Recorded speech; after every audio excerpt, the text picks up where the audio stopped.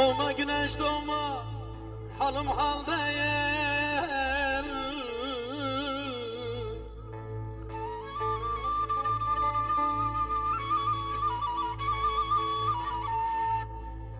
Doğma güneş doğma, halım hal değil. Karanlıklar gelsin de beni gizlesin, aney aney aney, beni gizlesin.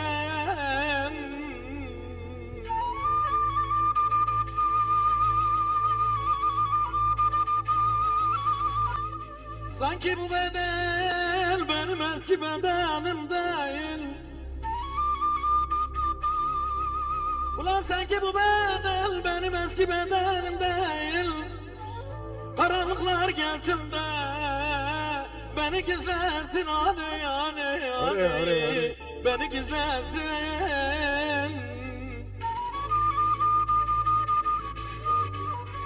Ola komşular beni böyle görmeden, hele dostlarım şu halimi görmeden, yalvar yalvar kara toprağa da beni gizlesin, aney, beni gizlesin, beni gizlesin, aney aney.